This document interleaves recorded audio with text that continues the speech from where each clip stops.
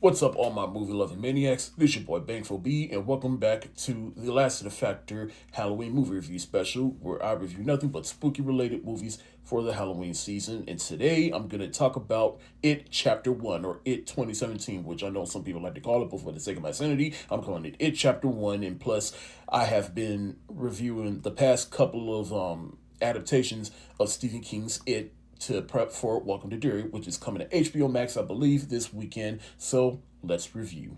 So It Chapter 1 is the first part of the film adaptation of the book by Stephen King, in which this movie focuses on the kids, and they're being terrorized and haunted by this evil entity known as Pennywise the Clown. It feeds on their fears and trauma, and so the kids come together and they try to figure out how to defeat Pennywise. Now, I remember when I watched this back in 2017, back in the theater, I was excited for it, and it was the first time I ever got into the whole Pennywise craze. I went back and watched the original miniseries from 1990 before I went and saw this in the theater, and I absolutely liked it. Now, how do I feel about this movie years later? I'm going to tell you what I liked, what I didn't like, and what I'm split on. Starting with what I liked.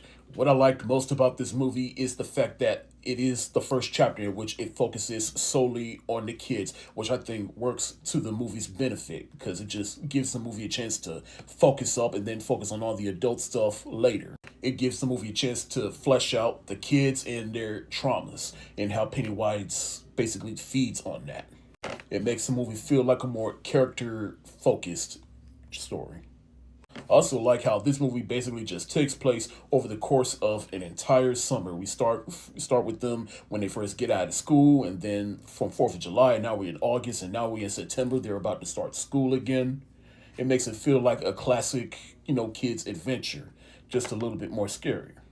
I also like all the actors playing the kids. Some of them I have seen either before this movie or after this movie, and they went on to have great careers, primarily Finn Wolfhard from Stranger Things, and then you got Chosen Jacobs, very young here, who I just saw in The Hunting Wives, and then Jacob Martell, I think that's his name, but of course I've seen him in other things after this movie.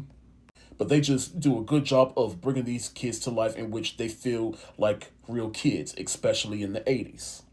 To me, this movie was also scary in just the right ways, and I do think some of the key scenes within this movie that everybody's aware of, primarily everything with Georgie when he gets killed by Pennywise in the drain, I feel like that scene was just a little bit more effective than it was in the 1990 miniseries.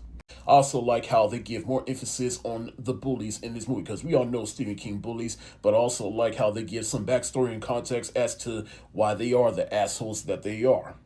Another aspect about this movie that I think makes this a good adaptation is the fact that it doesn't take place in the 60s like I believe it does in the book, but it takes place in the 80s. Because you got to think, at the time when this movie came out, 80s nostalgia was the big craze, and it's a good way to modernize it so that more people could relate to it. And finally, Bill Skarsgård as Pennywise the Dancing Clown. He definitely clocks in the work.